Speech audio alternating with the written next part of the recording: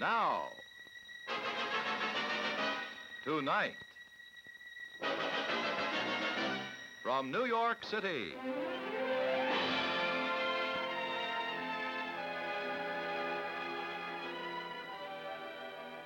the Breck Golden Showcase, presented by Beautiful Hair Breck. The 3 Breck shampoos, Breck Hair Set Mist, and other fine preparations for the care of the hair.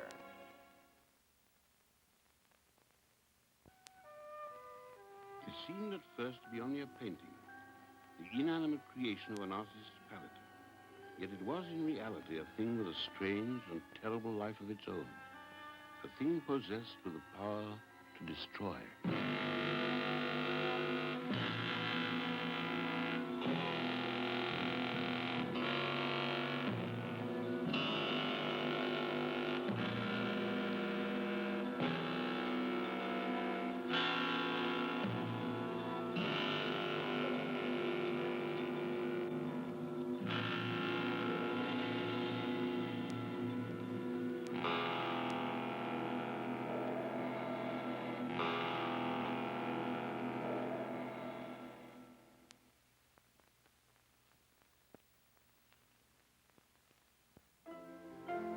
A portrait of loveliness. A portrait of a lovely woman. A lovely woman with beautiful hair. Beautiful hair, Breck. To bring out the natural beauty of your hair, select one of the 3 Breck shampoos. The one especially formulated for your hair condition. Breck shampoo for dry hair. To give it softness, manageability, and luster. To make dry hair beautiful. Breck shampoo for oily hair, to give it life and sparkle, to make oily hair beautiful. Breck shampoo for normal hair, to bring out its natural loveliness, to make normal hair beautiful.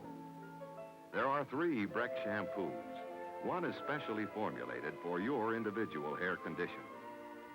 To make your hair beautiful, beautiful hair, Breck.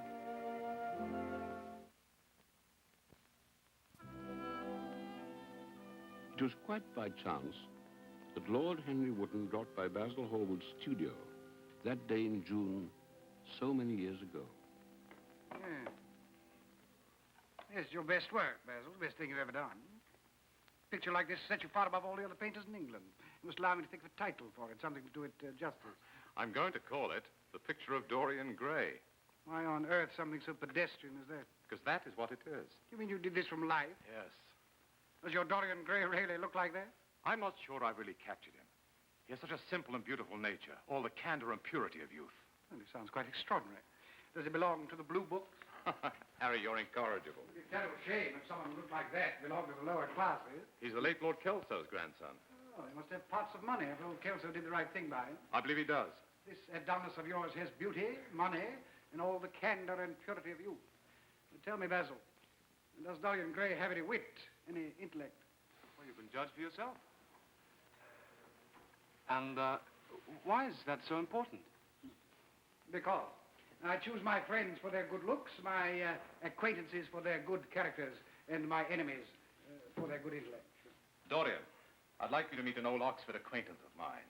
Lord Henry Wotton, Dorian Gray. Lord Henry? Oh, I've heard of you so often from your aunt, Lady Agatha. So you are the young man whom my aunt told me she had discovered, the one with whom she plays a duet. Yes?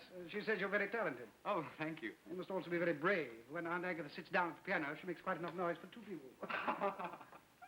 That really is very cruel. She does try so hard. You're much too young to be so generous, Mr. Gray. Henry, I'd like to do some more work on the painting now. Don't let me stop you.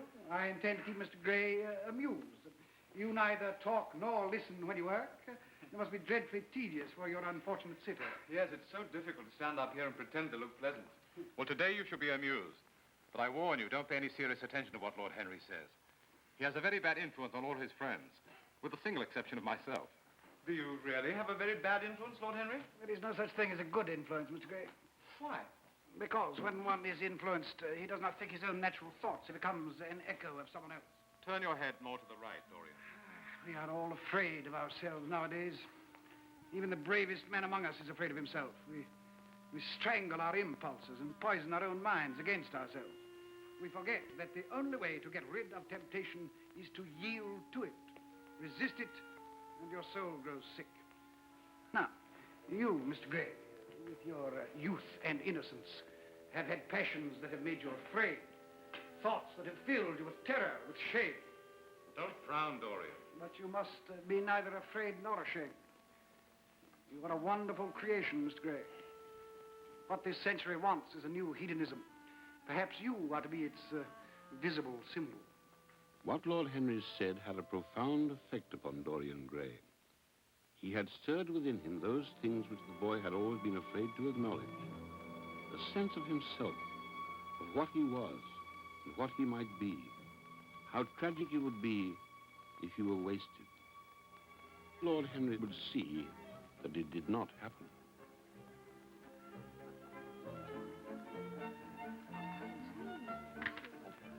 But of course, you know Edward and how conscientious he is. And he's standing tomorrow at Parliament.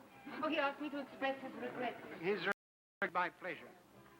Are you really as much of a sinner as they say? Nothing makes one so vain as to be told that one is a sinner. You are Dorian Gray. You must let me introduce myself. I saw you with my husband the other evening at the opera. It was Lohengrin.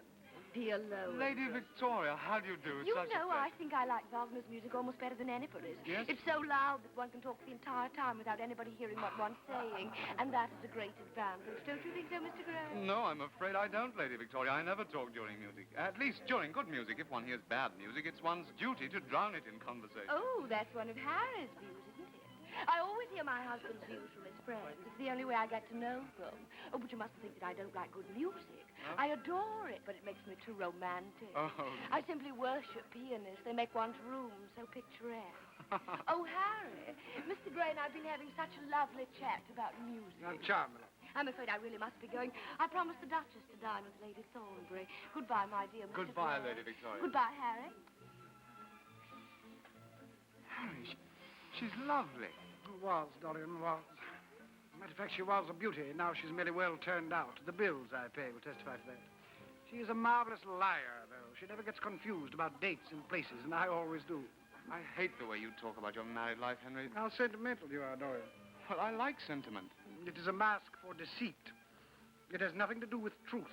You must go out and search for truth, Dorian, as I did at your age. The world belongs to you here and now because you have youth. And youth is the one thing worth having. I don't feel that, Because Harry. you don't feel it now, but time is jealous. When youth goes, beauty goes with it. You will suddenly discover that life holds no more triumphs for you. Gods have been good to you, Dorian. But what the gods give, they quickly take away.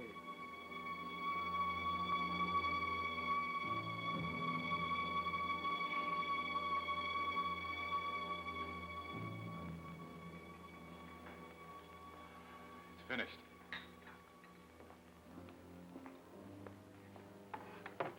It is a masterpiece. Dorian, come here and look at yourself.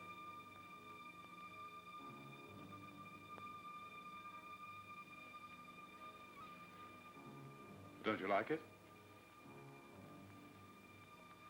How sad it is. Sad? Well, I shall grow old, but the painting will always remain young. It'll never be any older than it is today. There is no doubt that genius lasts longer than beauty.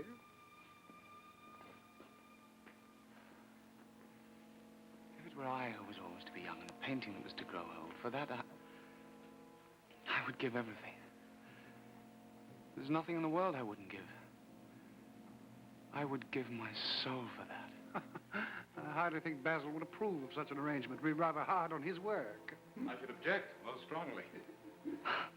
Well, of course you would, Basil. Your work is the most important thing in the world to you. I believe you prefer this painted image of myself to me. You sound as if you were jealous of it. Well, of course I'm jealous. Why should the painting keep what I must lose? If only the painting could change. I could always be the way I am now. Oh, it'll torture me someday. You should never have painted it, Basil. It's only canvas and color, but if it's to torture you, I'll destroy it now. No, it would be murder. It's only a painting, Dorian. No, it's part of myself. I feel that. There is something terribly enthralling in the exercise of influence. No other activity is like it. Lord Henry heard his views echoed back with all the added passion of youth. He experienced a real joy. For where he led, Dorian followed.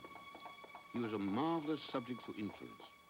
But being young, he was susceptible to many kinds of influence.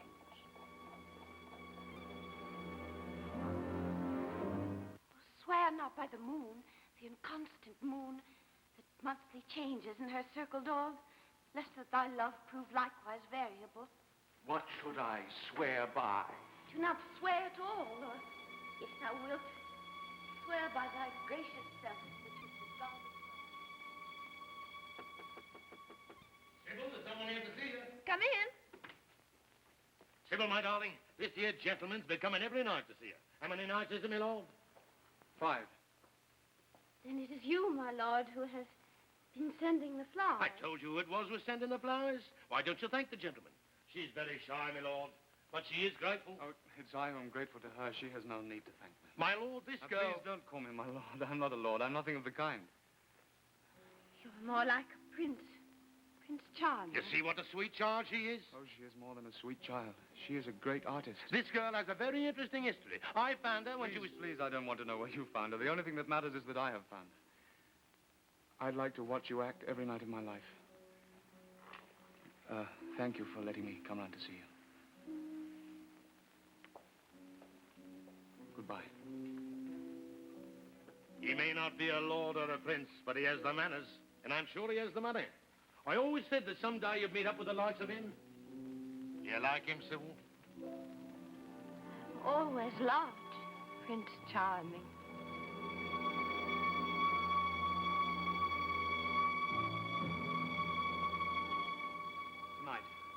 Tonight you will meet Sybil Vane, but first you will see her play. And you will marvel at her. One evening she's Rosalind, the next she's Ophelia.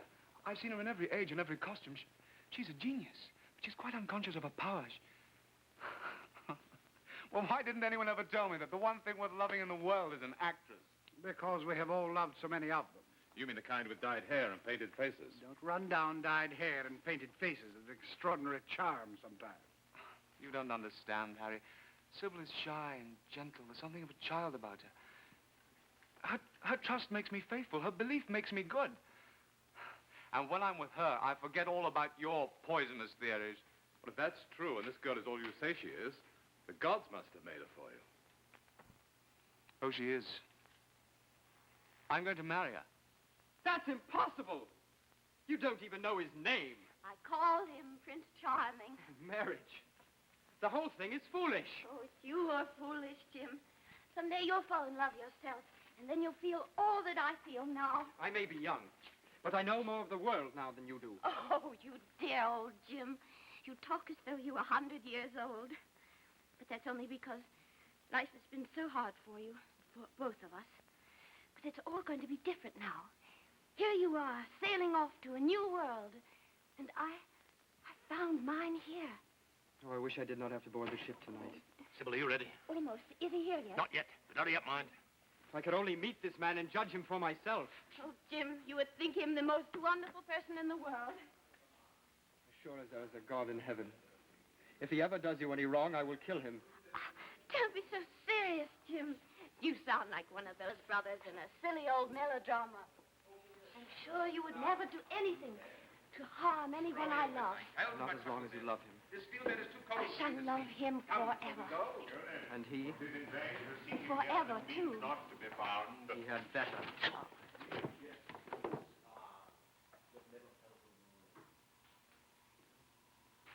He jests at scars that never felt a wound, but soft. What light through yonder window breaks? 'Tis the east, and Juliet is the sun. Arise, fair sun, and kill the envious moon, who is already sick and pale. Some place in which to find one's divinity. Don't pay any attention to him, Dorian. There she is. She is lovely. How she leans, a cheek upon a hand. Oh, that I were a glove upon that hand, that I might touch that cheek. Oh, Romeo, Romeo, wherefore art thou, Romeo? Deny thy father and refuse thy name, or if thou wilt not be but sworn my love, and I no longer be a Capulet. Shall I hear more, or shall I speak? at this. Tis but thy name that is my Quite enemy. so. Thou art thyself, though not a Montague. What's Montague? It is nor hand, nor foot, nor arm, nor face, nor any other part belonging to a man. Oh, be some other name. What's in a name? What's in a What's in a name? A rose by any other name would... Well, I don't suppose you would want your wife to act. So what does it matter that she plays Juliet like a wooden doll? She is beautiful. What more do you want? I'm sorry to have made you waste your evening. I must apologize to you both. Perhaps Miss Lane is ill. She's entirely altered last night. She was a great artist. This evening she's merely commonplace, a mediocrity. Don't talk that way about someone about. She can't act. Let's go. I intend to see the play through. It is not good for one's morale to watch bad acting. Do let's go, Dorian. Go away, both of you. name, I know not how to tell you who I am.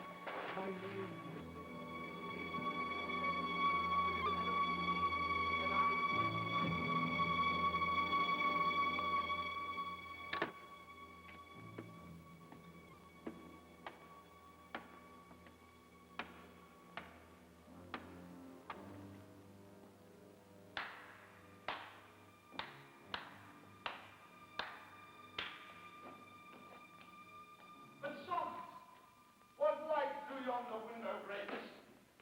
It is the east, and Juliet is the sun. I knew you would come back for me. Arise, fair sun, and kill the envious moon who is already sickened. Were you sick this evening? No? So you've no excuse for making yourself ridiculous. Sorry I acted badly, but I couldn't help myself. And you cannot help yourself. You shouldn't perform. My friends were bored. I was bored. Sorry to have been such a disappointment to you. To think I once wanted to make a hideous old painted Romeo jealous. To think I believed this vulgar scenery to be Verona. Well, tonight I saw through the stupidity, the emptiness, the sad. Dearest Prince Charming, you do understand. What are you talking about? Before I loved you, the theater was the one reality of my life. It was here that I lived.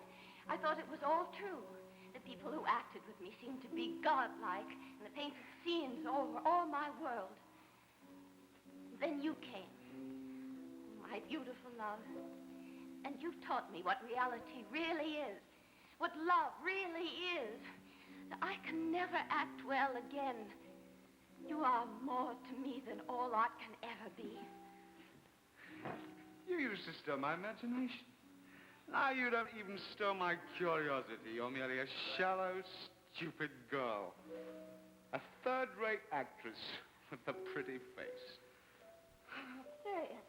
You're acting. No, I leave that to you. You do it so well.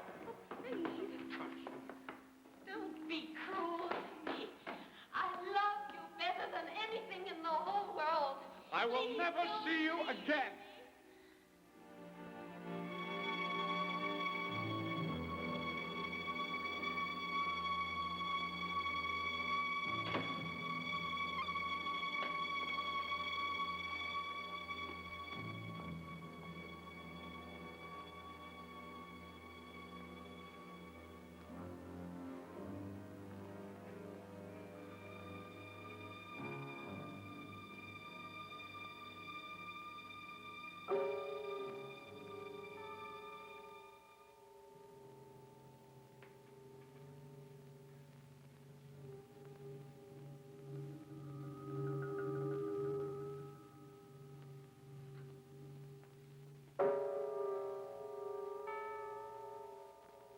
It was impossible, monstrous to think of. And yet, there was the picture before him, the expression completely altered.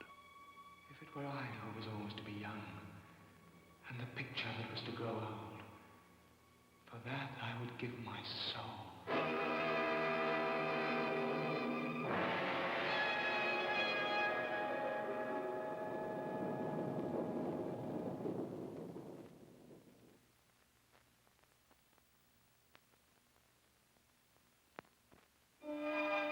There. Your hair looks lovely, just lovely. And to keep it that way, of course, Breck Hair Set Mist, the gentle spray that keeps your hair softly in place for hours. Yes, that's it. Spray holding the container straight up, about 10 inches from your hair. Brief, even sprays all around. Breck Hair Set Mist won't make your hair stiff or sticky, leaves it beautifully soft and gentle to the touch, with every shining curl in place.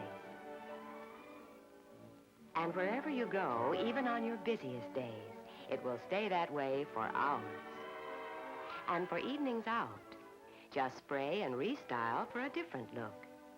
Fragrant Breck Hair Set Mist will keep your hair the way you want it to look.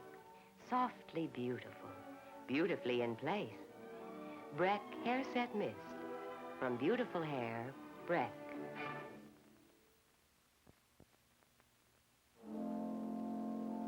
It was long past noon when Dorian Gray awoke.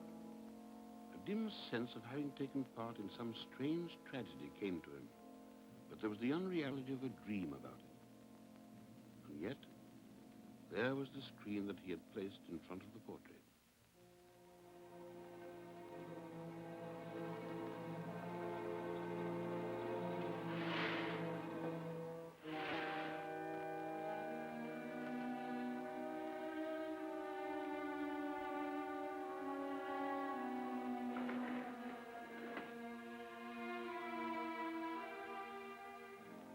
It was perfectly true. The portrait had changed and would continue to change. It would be a visible symbol of his degradation, a visible emblem of his conscience.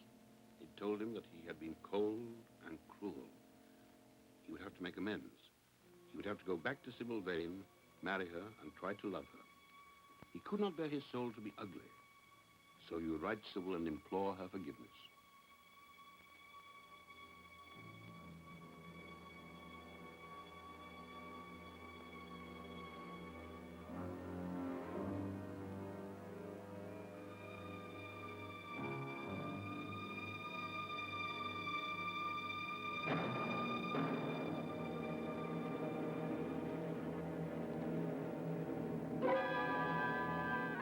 There will be an inquest, of course. Inquest? She killed herself, Dorian. She was found on the floor of a dressing room. She had swallowed something like prussic acid or white lead or something they use in theaters, I don't know. Harry. Now, did she know your real name? Did anyone see you backstage last night? I've murdered her. I've murdered her as surely as if I'd cut her throat with a knife. It is all very tragic, of course, but you must not get yourself mixed up in it. Now, you must come and dine with me, and afterwards we will go to the opera. Everyone will be there. It'll be very good for you to be seen. Dorian, not one of the women I have ever known would have done for me what Sybil Vane has done for you. I should have been in love with love for the rest of my life. Strange. My first love letter should be addressed to a dead girl. I was writing to ask her forgiveness, to ask her to marry me. Good resolutions, Dorian, always come too late. Their origin is pure vanity. What shall I do? You should dress and come to the club with me. I don't know if I can. I will be at the club, and then at the opera. My sister's box is number 27. That's on the grand tier. Oh, goodbye. I shall be there before 9:30. Dorian, it will be very wise of you to be seen. She had no right to kill herself. She was the only one who could have saved me. No one knew the danger he was in. Perhaps he should pray that the hideous union between himself and the picture might cease. But it was too late. The choice had already been made. And what did it matter what happened to the image on the canvas? He was safe. That was everything.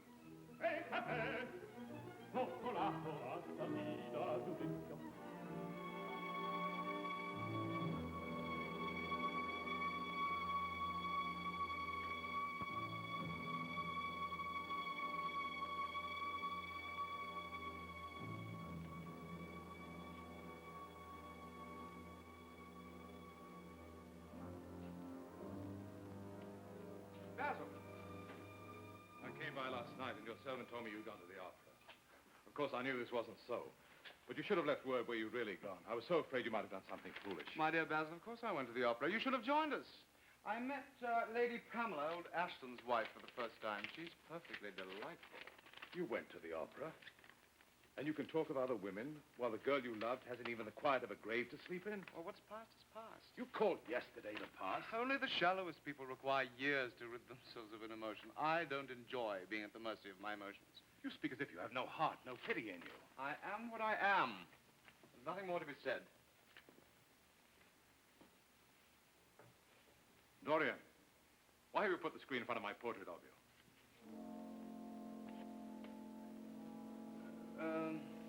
The light was too strong. Too strong? Surely not. Let me see. Basil, if you try to look at that painting, I promise you I will never speak to you again as long as I live. It seems rather absurd that I can't look at my own work. Especially when I want to exhibit it in Paris in the spring. You want to exhibit it? You can't. Why not? Well, it's mine. Basil, I never came into being until you painted my picture. Sometimes I think that my birth dates from the day you finished it. To exhibit it would be to reveal the very mystery of my life. It's only a picture, Dorian. It's the mirror of my soul. And, Basil, I refuse to share my soul with anyone. I think it's a pity you don't have this depth of feeling for Sybil Vane, rather than for a canvas image of yourself. Goodbye, Dorian. Oh, Basil. Basil. We've always been friends. We must remain so. Let me see the picture. No. Goodbye. It had been mad of him to allow the thing to remain even for an hour in a room to which anyone had access. How shallow had been Basil's reproaches about Sybil Vane in comparison to his own soul calling him to judgment. It must be hidden away at all costs. He had not entered the old schoolroom since he was a child. Its innocent souvenirs recalled the stainless purity of his boyish life. How little he had thought in those dead days of all that was in store for him. But the picture had to be concealed. There was no help for it. There was no other place in the house so secure from prying eyes. He alone had the key, and no one else could enter. This servant was the only one who knew the secret of the picture's whereabouts. He would dismiss him.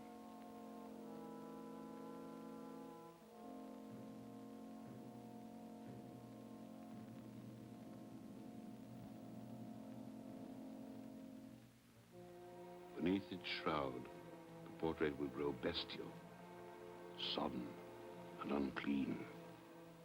Hour by hour and week by week, the thing on the canvas would grow old and hideous, while he would have eternal youth, infinite passions, pleasures subtle and secret, wild joys and wilder sins.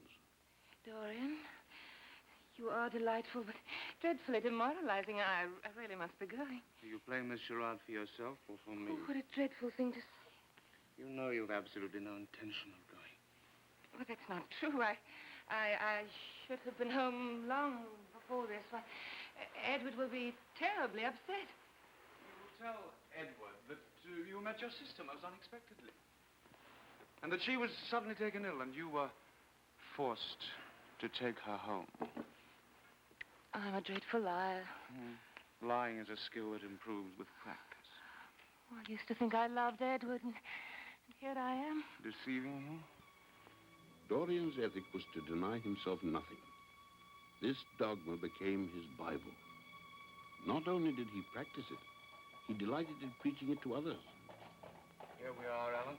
You seem to know this part of London quite well. Yes, I find the diversions here more interesting than those of Mayfair.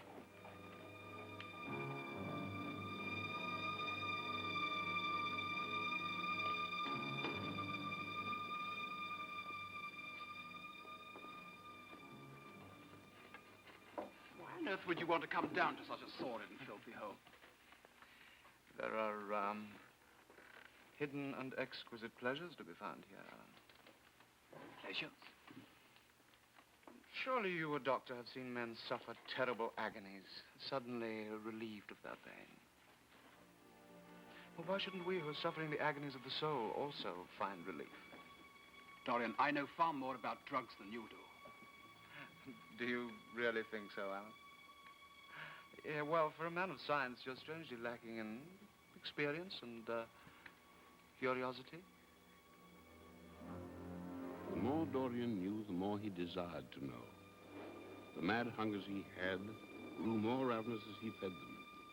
His curiosity of life seemed to increase with each gratification. The signs of sin and the signs of age mirrored the corruption of his soul.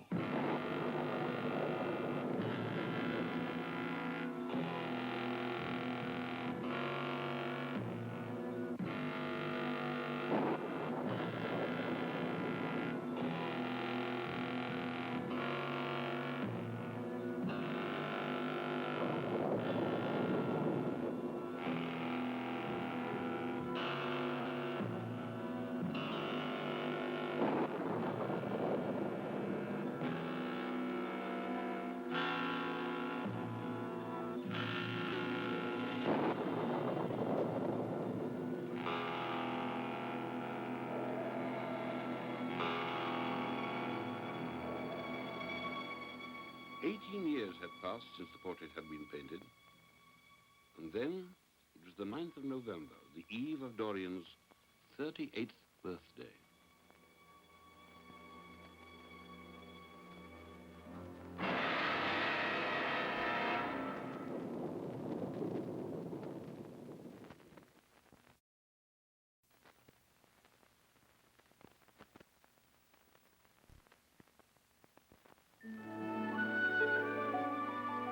Now, banish dandruff with regular use of Breck Banish Dandruff Treatment Shampoo, containing the exclusive anti-dandruff ingredient 22T4 for positive therapeutic action against dandruff. Breck Banish is a one-step dandruff treatment, a rich, golden shampoo that works into a creamy, penetrating lather and quickly loosens and removes existing dandruff. Here is a shampoo that's truly effective against dandruff. Men, too, like the quick way Banish continues to work invisibly between shampoos to prevent new dandruff from forming. Your hair is clean, soft, shining, dandruff-free. You can wear dark clothes with confidence when you banish dandruff with new Breck Banish Cream in the convenient plastic tube or clear golden liquid. Breck Banish Dandruff Treatment Shampoo. My hair feels so clean, so soft. It's never been so easy to manage. Breck Cream Rinse makes all the difference. Breck Cream Rinse. Use it after each shampoo. It's so easy. Pour out a tablespoonful of the smooth, fragrant liquid. Simply add a cupful of warm water and stir. That's all there is to it. Pour it through your hair, then rinse with warm water. What a difference Breck Cream Rinse makes. It smooths out snarls and tangles. Your comb glides through your hair when wet. And when dry, your hair is soft and beautiful, never fly away. It's easy to set, too, with just the right body to hold curls and waves, so that you can say after each shampoo, your hair has never been so easy to manage. Breck Cream Rinse makes all the difference. Breck Cream Rinse. Beautiful hair, Breck.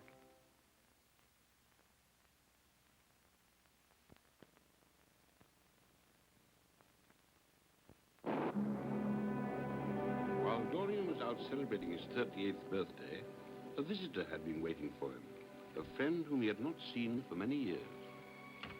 Dorian. Dorian, don't you recognize me? Basil.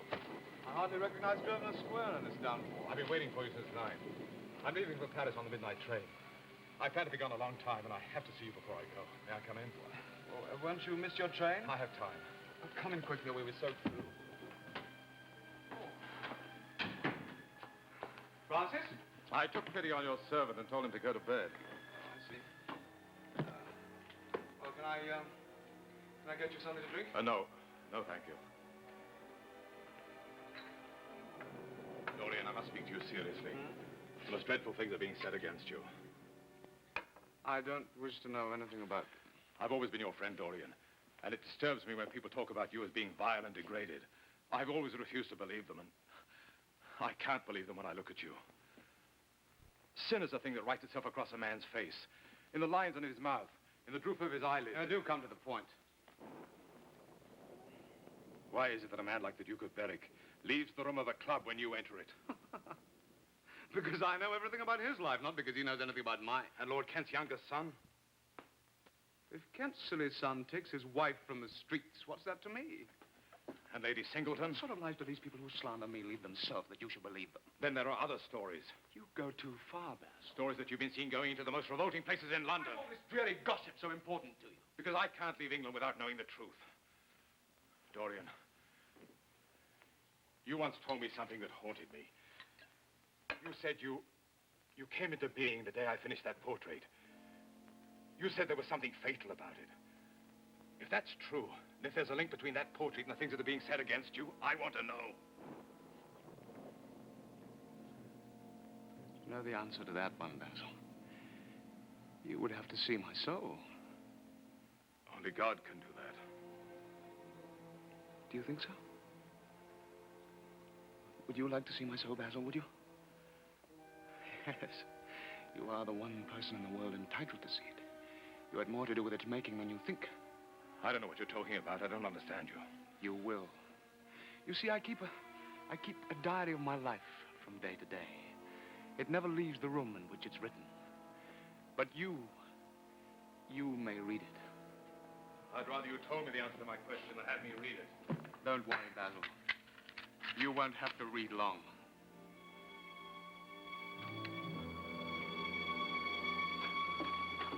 Come in.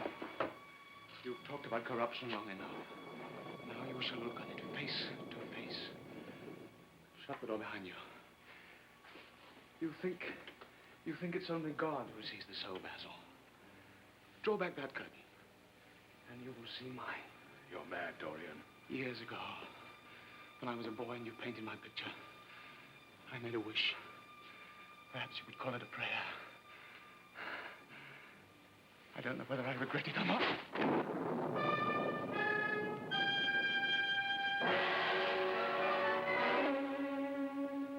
Remember when you painted it, you said it was a portrait of virtue itself. It's impossible. It's impossible. What is impossible? I don't believe this is my picture. Don't you recognize your own brushwork? There's your signature. Oh, the room's damp. Mildew must have got into the canvas, or the paints I used must have had mineral poisons in them. This is the face of a monster. It is the face of my soul. My God. What a lesson. What a dreadful lesson.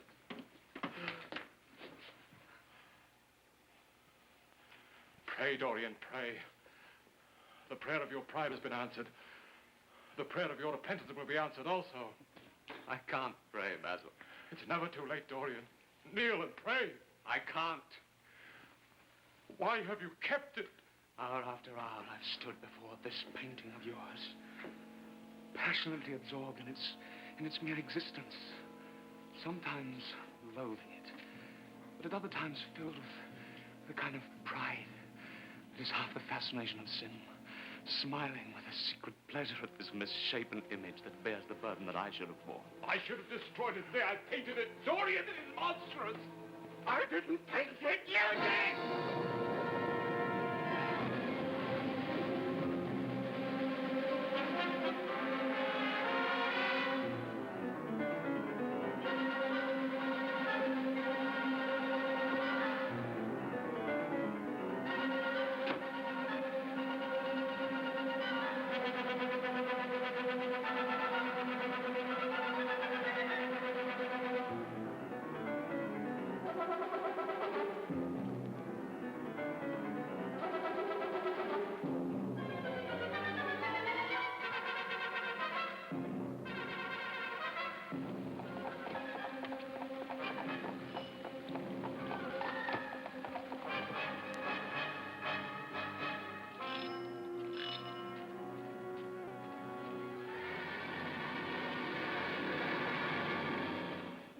so sorry to wake you up, Francis.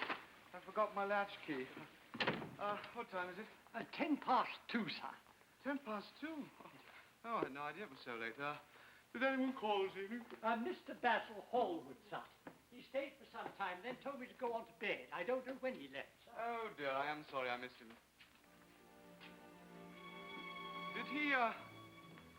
Did he leave any message? No, sir. Except that he had to catch the boat train and would write you from Paris. Thank you, Francis. I'm going to write a letter that I want to be delivered first thing in the morning. Will you take it round to Mr. Alan Campbell and wait for a reply? Well, very good, sir. Thank you, Francis. That'll be all. Yes, sir. Good night, sir.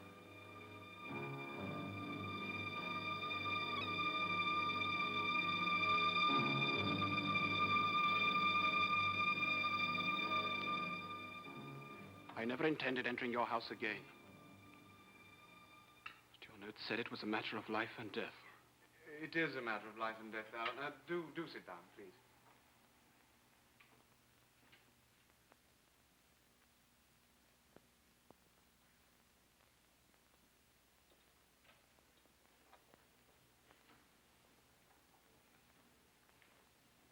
In a locked room at the top of this house, a room to which no one but myself has access, a dead man's lying on the floor. He's been dead for 8 hours now. I don't want to hear your horrible secrets. They don't interest me. Oh, this one will have to interest you, Alan. You're the one person who can help me. You see, you're a man of science. So what I want you to do is to destroy the body upstairs so that not a vestige of it will be left. No one saw the man come into the house. He's supposed to be in Paris, so he won't be missed for months. But, when he is missed, there must be no trace of him found here. You see, Alan, I killed him. So you must change him and everything that belongs to him into a handful of ashes that I may scatter into the air. I shall have nothing to do with it. Alan, they will hang me. And you will deserve it. You refuse? Yes?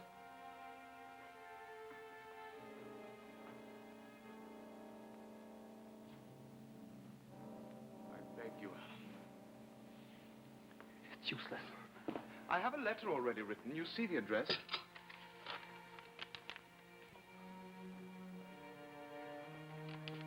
I'm sorry for you, Alan, but you see, you leave me no alternative. If you don't help me, I will send it, and you'll know what the result will be. I've tried to spare you. It has to be done. Face it and do it. I can't.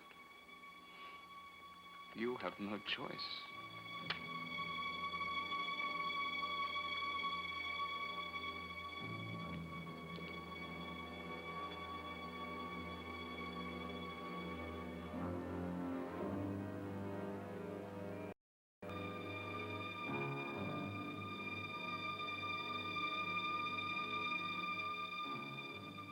To spare himself, Dorian left Alan Campbell alone with his task and went to spend the day in Selby. I do detest the country. Dorian, I don't know why I put up your whims. You put me through a tedious journey, during which I may add you said not one word. And now that we're here, you tell me we're going to turn right round and go back to London. Surely you didn't drag me all the way down to Selby for a breath of fresh air. I just wanted to come to the country today. You didn't have to come with me. Of course, I didn't have to come. You seemed so eager for company, I thought sure you had something to tell me. By the way, you ran off very early last night. What did you do afterwards? You left before 11. Did you go straight home? No, I didn't get home till nearly 3. Oh? Did you go to the club? Yes. No, I didn't go to the club. I walked about it. Well, I forget what I did. You're too inquisitive, Harry. I didn't get home till nearly 2:10. If you wish to know the exact time. I'd left my latchkey at home and the servant had to open the door. If you wish any corroborative evidence on the subject, you can ask him. Dorian, what on earth is the matter with you today? Nothing is the matter with me today, Harry.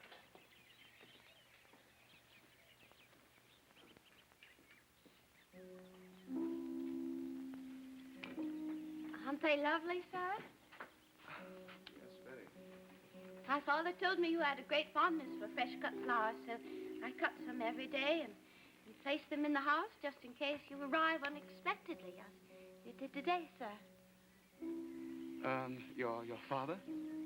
Joseph Merton, sir. the gardener. Then you are Hetty. But the last time I saw you, you were no more than a child. Well, that was last year, sir. A year can make a great difference in some people. Not Mr. Dorian, sir. Ah, you find him handsome.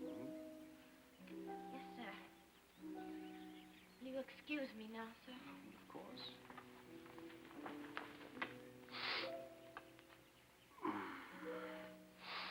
To get back my youth, I would do anything in the world. Except take exercise, get up early, or be respectable. You find her delightful, eh, Dorian? It's extraordinary, Harry, but I haven't noticed before, but she's so much like Sybil Vane. Ah, still sentimental. Perhaps. Well, are you quite positive you want to go back to London now? Yes, I must.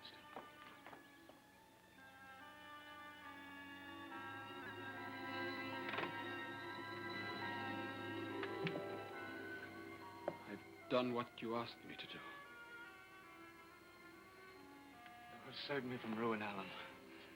I can never forget that. Neither can I.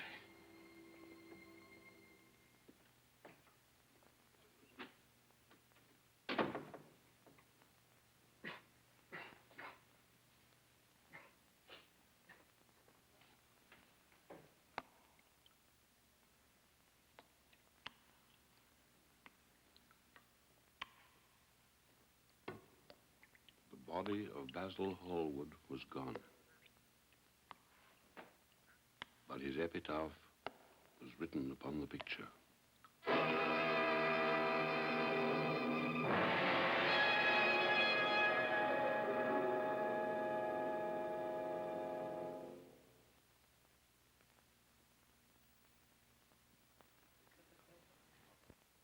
Breck Hair Set Mist. Soft, gentle, good to your hair. Mother, may I borrow your hairspray? Oh, of course, dear. Oh, not like that. Hold it up straight about 10 inches from your hair and spray evenly all the way around. Now, use brief sprays. There, you've got it. That'll hold your curls in place for hours. You know, my beauty shop always uses Breck Hair Set Mist. Such a soft, fine spray. Holds curls beautifully in place. And it won't make your hair stiff or sticky. And you can use Breck Hair Set Mist in 3 ways. To hold curls softly in place, spray after combing. Spray after setting to make curls that really last. And spray before combing, then style your hair as you comb. Breck Hair Set Mist with lanolin. Soft, gentle, good to your hair. Beautiful hair, Breck.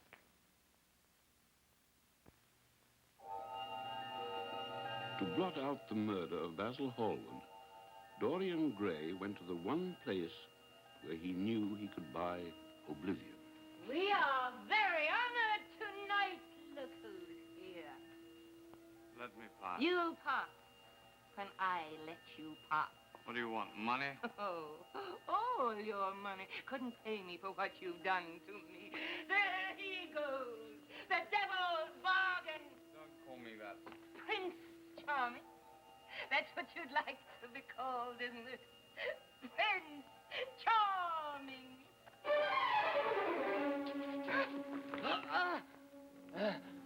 What do you want, money? Why did you move? I'll kill you.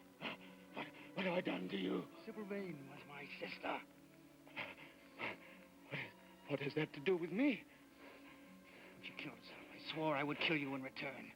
For years, I tried to find you. I had no clue, no trace. I knew nothing about you but the name she used to call you. Prince Charming. Make your peace with God. Wait.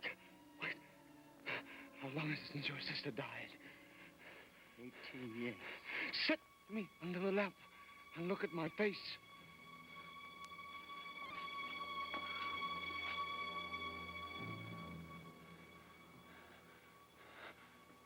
I almost killed her. Forgive me, sir. The mask of youth had saved him, but death had come too close. Seized with the wild terror of being hunted, he fled London for several months and sought refuge in the quiet of his country home at Selby. This has always been my favorite place. And when I was a child, it was my secret place. I used to come here alone and sit for hours and pretend the most wonderful things. What did you pretend? You promise you won't laugh at me if I tell you? I promise. You see, you're laughing now. Oh, I'm sorry. I shall be very, very solemn. Well, I used to pretend that I was a fine lady, and I had a great house in London, and beautiful clothes, and a carriage and 4 horses, and I used to come down here on weekends and go to all the grand parties. Why did you want to be one of those ladies? They're beautiful. Oh, you're much more beautiful than any of them. You mustn't say things like that. They'll turn my head. I only say what's true. You are the dearest man I've ever known.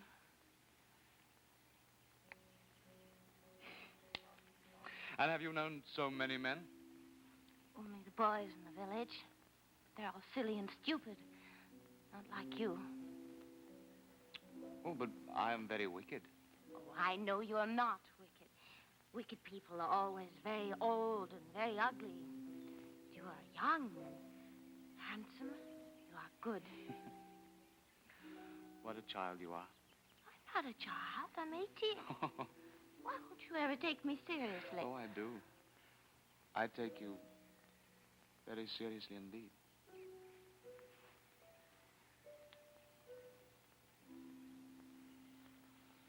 Oh, you are perfection.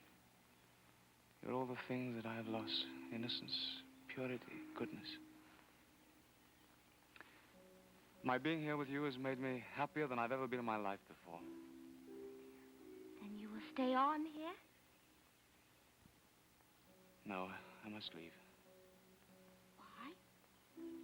Well, if I stay, I shall only break your heart.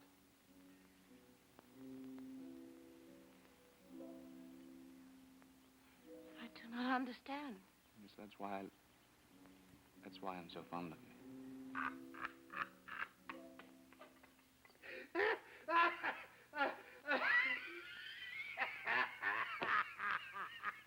I should have thought the novelty of being decent would have given you a thrill of real pleasure, Dorian. I have a new image of myself, Harry. I've told you I am going to change. My dear boy, I knew you had stayed too long in the country. You developed the most curiously boyish attitude. It was not a frivolous gesture, Henry. I spared someone because of love. Can't you understand that? I really love Hetty. But you won't marry her. And now that you've left her, do you suppose she will ever be content with some rough carter or grinning plowman? I dare say that in a month she will be floating down some starlit mill pond with lovely water lilies all around her like Ophelia. You make fun of everything, Harry. I'm sorry I told you about Hetty. Let's not talk about it anymore. All right. What an exquisite life you have led, Dorian. You have drunk deeply of every cup, and yet it has not marred you. Nothing has been hidden from you. And yet you still look as young and innocent as the day I met you. Tell me, Dorian, what is your secret? Why is it that we have all had to pay the piper and you have got off scot-free? I've paid much more than you think. I've suffered agonies you could never conceive of.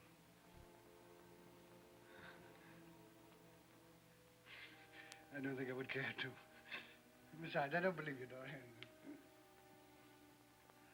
You don't know everything about my life, Harry. I think that if you did, even you would turn against me. Don't laugh. I am going to be good. I must be.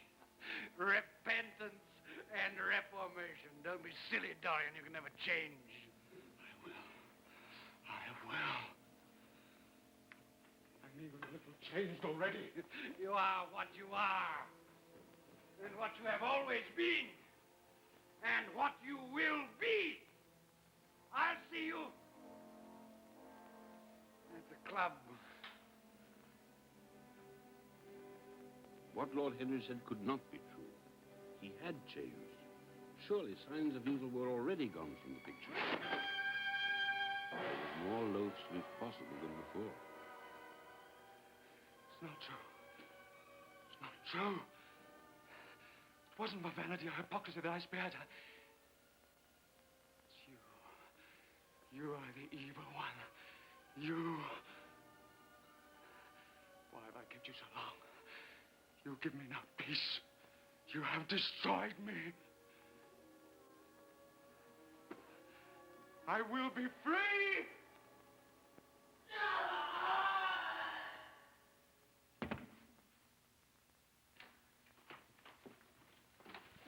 What was that sound? I don't know, sir. Came from up there. From the schoolroom, sir. When they entered the room, they found a dead man lying on the floor. He was withered, wrinkled, and loathsome. It was not until they had examined the rings on his fingers that they recognized who he was.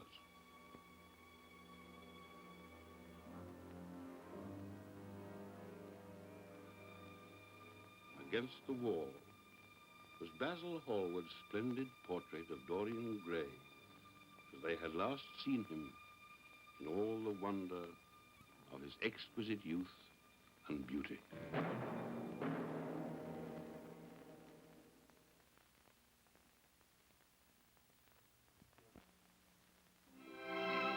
Beautiful Hair Breck presents a special offer.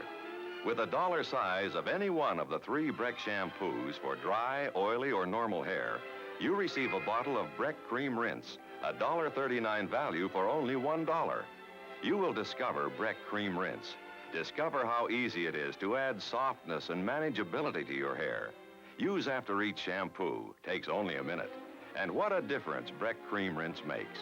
Smooths out snarls and tangles. Your comb glides through your hair when wet.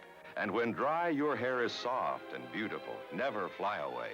Easy to comb, set, manage. Breck Cream Rinse is the perfect finishing touch to a shampoo. Take advantage of this special offer now. Breck Shampoo and Breck Cream Rinse, both for the price of the shampoo alone. A $1.39 value for only $1 plus tax. Available wherever cosmetics are sold.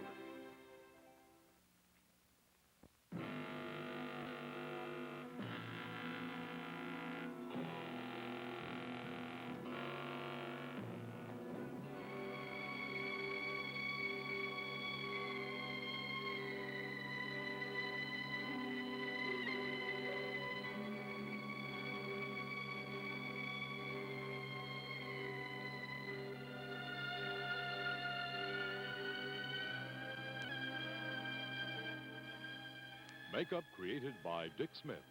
Hairstyles by Ernest Adler.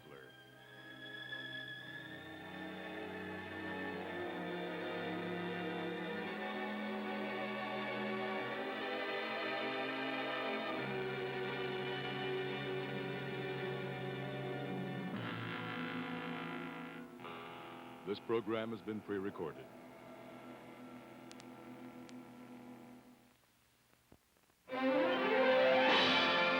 The Breck Golden Showcase.